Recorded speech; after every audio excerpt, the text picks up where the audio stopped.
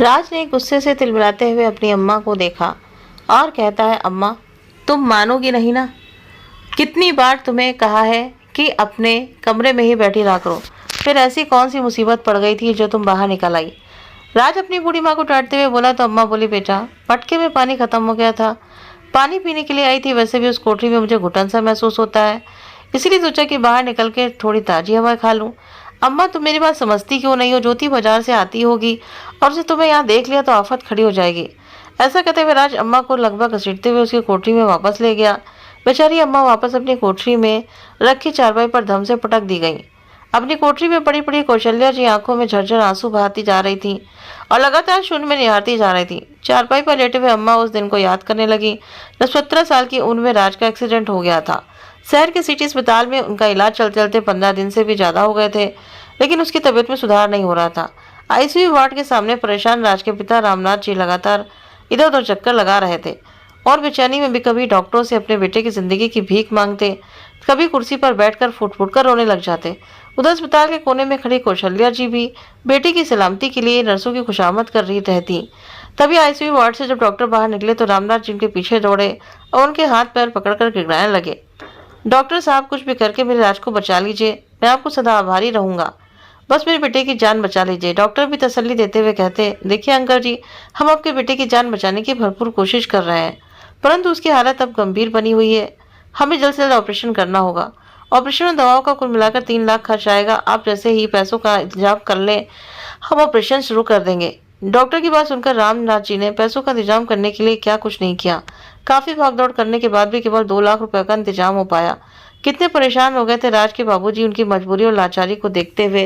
उनकी बेटी गौरी ने तुरंत दामाद जी को फोन लगाया और दामाद जी ने बिना कुछ देर किए बाकी के 1 लाख रुपए लाकर बाबूजी के हाथ में रख दिए और आखिरकार सफल ऑपरेशन के बाद डॉक्टरों ने जो बचा लिया। धीरे धीरे समय बीतने लगा और रामनाथ जी ने मेहनत मजदूरी करके जैसे तैसे इंजीनियरिंग की पढ़ाई करवाई और एक अच्छी कंपनी में उसकी नौकरी भी लग गई। एक दिन उसने बताया कि वो उसके साथ काम करने वाली लड़की ज्योति से शादी करना चाहता है। रूपपति और बोलने में हाजिर जवाब थी। 2-4 मुलाकातों के बाद भी दोनों को लगने लगा कि वो एक दूसरे के लिए बने हैं, लेकिन राज की अम्मा बाबूजी को ज्योति का चाल चलन और बात करने का तरीका बिल्कुल पसंद नहीं था। उधर ज्योति के माता पिता भी इस जातीय विवाह से स्पष्ट तौर पर मना कर दिया था, परंतु दोनों ने किसी की भी एक न सुनी और आखिरकार दोनों की शादी करवा दी गई। फिर वही हुआ जिसका डर था। उसकी बहू ज्योति इतनी तेज तर्रार थी कि आए दिन घर में क्लेश करके रखती। अपने सास ससुर के साथ रहना उसे कतई गंवारा न था और कुछ ही समय में अपने पति को लेकर किराए के मकान में रहने लगी। इसके बाद राज अपने माता पिता से मिलने भी नहीं आया। कई बार वे बीमार हुए, उसे खबर भी दी जाती, परंतु नहीं आया। यहाँ तक कि होली दिवाली में भी उसने फोन नहीं किया जाता था। अपने बेटे से अलग होकर बाबूजी को गहरा सदमा लगा और गुमसुम रहने लगे। एक दिन अचानक उन्हें सीने में दर्द हुआ और लड़खड़ाकर गिर पड़े। कौशल्या जी को कुछ समझ नहीं आया क्या करना चाहिए। वे तुरंत पड़ोस में ही रहने वाली राज की बहू विमला को बुलाकर लेकर आई। दोनों ने जैसे तैसे उन्हें संभाला और चारपाई पर लिटाया। जब डॉक्टर को बुलाया गया तो पता चला कि उन्हें हार्ट अटैक आया था। उसके बाद भी कितनी बार उन्होंने अपने बेटे को फोन किया, लेकिन जवाब में वो अम्मा पर ही भड़क पड़ता था। लेकिन जैसे उनकी बेटी गौरी को अपने पिताजी की हालत के बारे में खबर मिली तो बिना समय गंवाए अपने पति के साथ उनके पास आ पहुंची। आते ही अपने पिता से लिपट गई, रोते कहने लगी, बाबूजी अब आप और देर नहीं करेंगे, हम आपका इलाज अच्छे से कराएंगे। परंतु बहुत साल पहले ही अपनी बेटी दामाद के एहसान तले दबे बाबूजी उनका और एहसान नहीं लेना चाहते थे। अपनी आंखों से टपकते आंसुओं को पोंछकर बुझी आवाज में कहने लगी, गौरी बेटी मुझे किसी अस्पताल में नहीं जाना, तू आ गई है, अब मैं बहुत जल्दी ठीक हो जाऊंगा। गौरी ने अपने पिता की हालत में सुधार लाने के लिए दिन रात एक कर दिए। उन्हें समय पर दवा और खाना देती, अक्सर पलंग पर बैठकर उनके पैर दबाया करती। जब भी बाबूजी उसे ये सब करने से मना करते तो वो हमेशा कहती, पिताजी जब हम छोटे थे तो क्या आप हमारे लिए ये सब नहीं करते थे। अब मेरा फर्ज अदा करने का समय आया है, तो मुझे रोकिए मत। बेटी से सेवा करवाते हुए बाबूजी अपना हाथ उठाकर जैसे ही उसे आशीर्वाद देने लगे तो अचानक उनका हाथ निढाल होकर लुढ़क गया। ये तरस देखते ही कौशल्या जी के पैरों तले जमीन खिसक गई और गौरी अपने माता पिता के मृत शरीर पर से रखकर जोर जोर से रोने लगी। जीते जी जिस बेटी को मिलने के लिए भी रामनाथ जी तरस गए थे, वो बेटा अपने पिता के मृत शरीर को मुखाग्नि देने के लिए तुरंत हाजिर हो गया, लेकिन उसके चेहरे पर लेश मात्र भी पछतावा नजर नहीं आ रहा था। बेटा बहू लोकचारी निभाकर वापस अपने घर को चले गए। कौशल्या जी अपने पति की मौत के सदमे से दिनों दिन कमजोर होती जा रही थी। कहने को तो उन्हें कोई बड़ी बीमारी नहीं थी, लेकिन जब मन ही अशांत हो तो तन कैसे बेहतर महसूस कर सकता है। पति की पेंशन से ही वो रोजी रोटी और दवा का खर्च निकाल लेती थी। बरामदे में ही सारा दिन अकेली पड़ी रहती थी और अपने कपकपाते हाथों से जैसे तैसे 2 वक्त की रोटी पका लिया करती। उधर गौरी अपनी माँ का हालचाल जानने के लिए अक्सर आ जाती थी और कुछ दिन अपनी माँ के साथ रह लिया करती थी। लेकिन अब बहू और बेटे को ये डर सताने लगा कि कहीं माँ बाबूजी के इस घर पर उसकी बहन और जीजा जी का ही कब्जा न हो जाए। इसीलिए राज अपनी पत्नी के साथ अपना सारा सामान लेकर वापस अपने पुश्तैनी घर आ गया और बहाना यह बनाया कि पिताजी के जाने के बाद अब हम अम्मा को अकेले नहीं छोड़ सकते। बेचारी भोली भाली कौशल्या जी तो इसी बात को सच मानकर मन ही मन ईश्वर का शुक्रिया अदा कर रही थी कि चलो देर से ही सही उनके बेटे को सद्बुद्धि तो आई। लेकिन अपने बेटे और बहू के मंसूबे तो उन्हें मालूम ही न थे। कुछ दिनों में उनकी बहू ज्योति ने पूरे घर पर अपना अधिकार कर लिया और अम्मा का सामान एक कोठरी में पहुंचा दिया। जब उनकी बेटी गौरी ने इस बात से ऐतराज जताया तो उसे भी राज और ज्योति ने उस पर मायके में आवश्यकता से अधिक दखल देने का आरोप लगाकर खूब खरी खोटी सुनाई और घर से चलता कर दिया। बेचारी कौशल्या जी इस हालत में नहीं थी कि अपने बेटे बहू का विरोध कर सकें। जब सर्दियों का समय आया तो हाड़ कांप देने वाली ठंड पड़ने लगी, जिसके कारण कौशल्या जी और भी ज्यादा बीमार रहने लगी। लेकिन उनके बेटे बहू ने उनके इलाज पर एक भी पैसा खर्च करना जरूरी नहीं समझा। इस वजह से उनका रोग और बढ़ता गया। एक दिन जब विमला जी उनका हालचाल जानने के लिए घर आई तो अपनी भाभी कौशल्या जी की ऐसी हालत देखकर दंग रह गईं। राज और ज्योति अम्मा की चारपाई के पास नीचे ही बैठे गए और कहने लगे, बड़ी मुश्किल में है अम्मा, जान अटकी है, समझ नहीं आता क्या करें। कहते कहते राज का गला भर आया। इस पर ज्योति बोली, सच में अम्मा का दुख अब देखा नहीं जाता, इससे तो बेहतर है कि छुटकारा ही मिल जाए। राज और ज्योति की बात सुनकर विमला जी गुस्से में बोली, अपनी अम्मा के मरने की बात कर रहे हो तुम दोनों, ये नहीं कि किसी अच्छे से डॉक्टर को दिखा दें। अपनी बुआ की बात सुनकर राज सकपका गया और ज्योति नाक मुंह सिकोड़ने लगी। लेकिन विमला जी ने समय गंवाना उचित नहीं समझा और जल्दी से जाकर एक अच्छे डॉक्टर को बुलाकर ले आईं। इलाज पाकर कौशल्या जी की हालत में सुधार आने लगा और वो काफी हद तक ठीक हो गई। अपने अतीत में जागती कौशल्या जी का एकाएक अपनी यादों से बाहर आ गई। जब उन्हें विमला जी ने आवाज लगाई, कौशल्या भाभी खिचड़ी बनाकर लाई हूँ, खा लीजिए, उसके बाद दवाई भी लेनी है। न दीदी भूख ना है मुझे, उन्होंने उदासी के साथ कहा। अरे भाभी कुछ खाओगी नहीं तो दवाई कैसे लोगी, और दवाई नहीं लोगी तो ठीक कैसे होगी। कौशल्या जी बड़ी प्यार से बोली, क्या करना है दीदी, ठीक भी होकर, वैसे भी तन का रोग तो दवाई से ठीक हो सकता है, लेकिन अपने मन का क्या करूं, बीमार है तो मैं ही ठीक कैसे रह सकती हूँ। विमला जी कहने लगी, एक बात कहूँ आपको भाभी, ये बात दिमाग से तो कितनी बार आई लेकिन तुम्हारे सामने बोल ना सकी। क्या दीदी आपकी बात का भी कभी बुरा माना है मैंने? आपने जो भी मेरे लिए किया है शायद ही कोई किसी के लिए करता होगा। भाभी तुम्हें तुम्हारे बेटे बहू ने इस छोटी सी कोठरी में पटक दिया और तुम चुपचाप यहाँ आ गई। वो कितने कितने दिन यहाँ झांकते भी नहीं। तुम्हारी बहू ज्योति तो अपने बच्चों को भी दादी के पास नहीं आने देती। बीमारी होने पर तुम्हारा इलाज तक नहीं करवाते। ऐसा पूरा व्यवहार करते हैं जो कोई अपने दुश्मन के साथ भी ना करे। फिर भी आप उन्हें कुछ नहीं कहती, ऐसा क्यों? भैया इतने बीमार रह गए थे, क्या मजाल तुम्हारा बेटा और बहू उनका हालचाल जानने भी आए हों, लेकिन उनके जाते ही मकान पर कब्जा करके बैठ गए। ये बात सुनते ही कौशल्या जी को झटका सा लगा।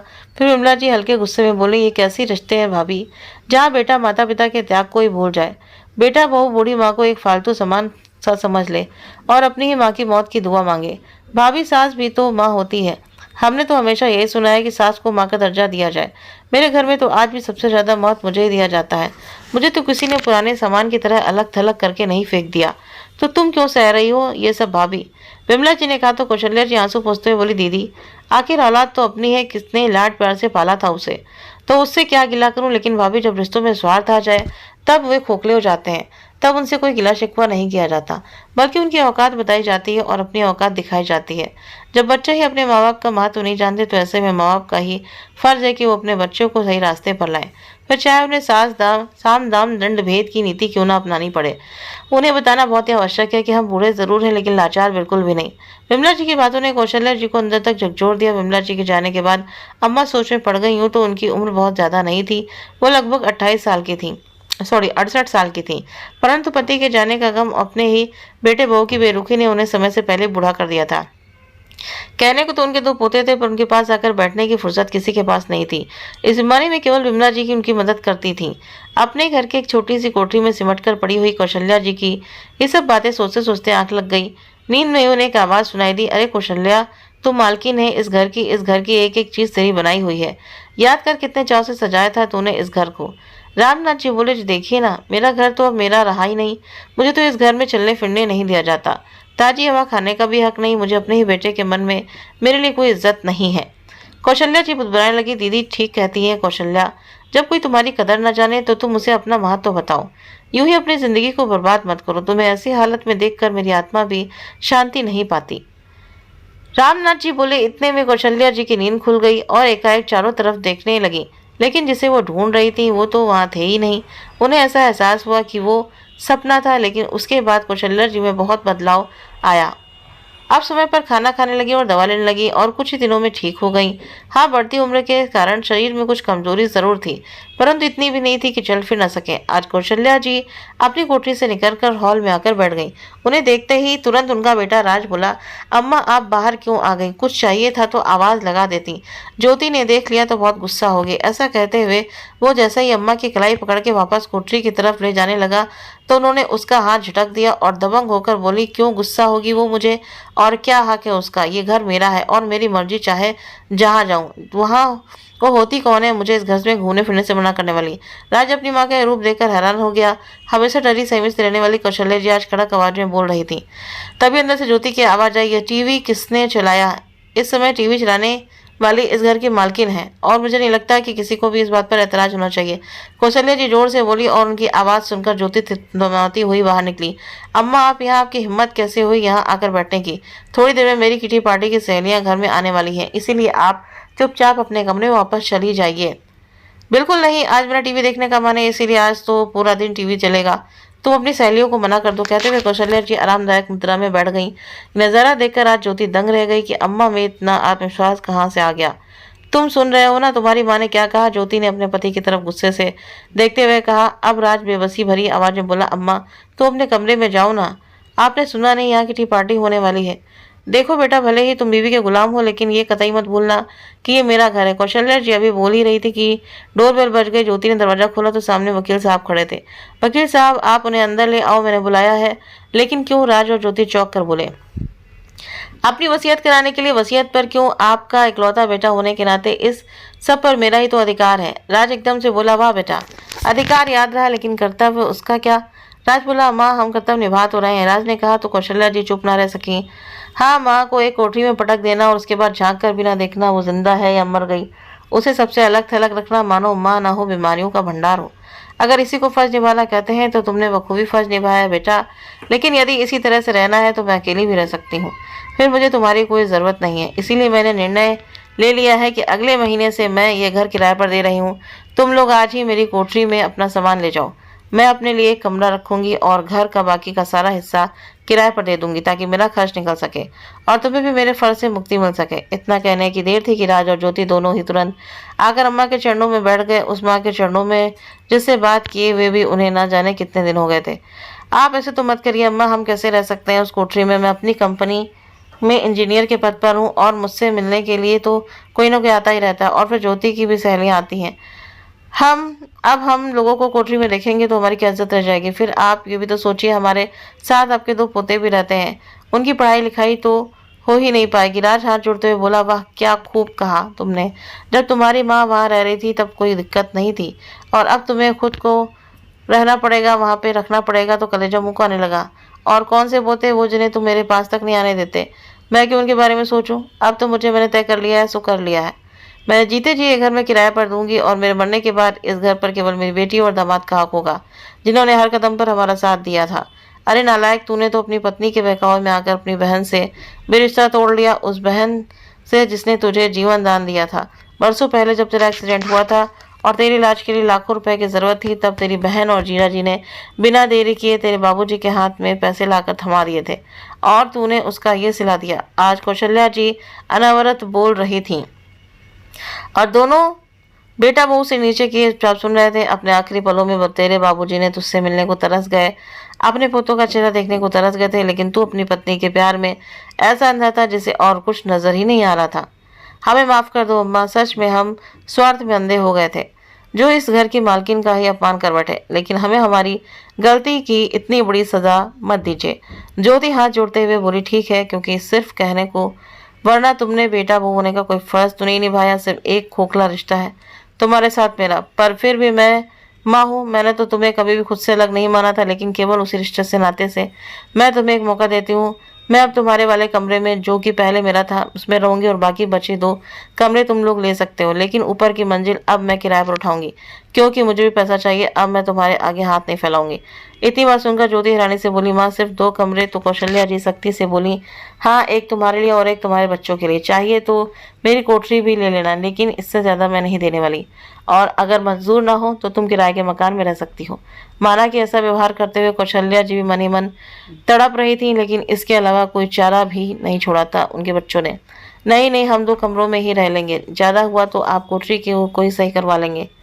राज एकदम से बोला तो उसकी बात को काटते हुए कौशल्या जी की आवाज़ ऊंची करके बोली, और हाँ, सबसे ज़रूरी बात, मेरी बेटी जब चाहे, जितने समय के लिए चाहे, मेरे पास मेरे घर में आकर रहेगी। और अगर मुझे तुम्हारी तरफ से ज़रा भी उपेक्षा मिली तो मैं फैसला लेने में एक भी पल की देरी नहीं करूँगी। आज अम्मा का ये रूप देखकर ज्योति की कुछ और बोलने की हिम्मत नहीं हुई। अपनी सहेलियों को फ़ोन करके उसने किटी पार्टी का प्रोग्राम कैंसिल कर दिया। कुछ ही दिनों में कौशल्या जी ने ऊपर की मंजिल को किराए पर दे दिया और साथ ही अपनी वसीयत भी बनवा दी, जिसमें घर का 50% हिस्सा उनके बेटे बहू के पास और बाकी का 50% उनकी बेटी और दामाद का होगा, जिन्होंने इतने साल अपने अम्मा बाबूजी की संभाल की थी। लेकिन इस वसीयत की भनक भी उन्होंने अभी अपने बेटे और बहू को नहीं लगने दी थी, और अब बड़े ही आत्मविश्वास के साथ कौशल्या जी अपना जीवन यापन करने लगी। तो दोस्तों, अगर आपको ये कहानी पसंद आई हो तो वीडियो को लाइक करें, शेयर करें और हमारे चैनल को सब्सक्राइब करना ना भूलें।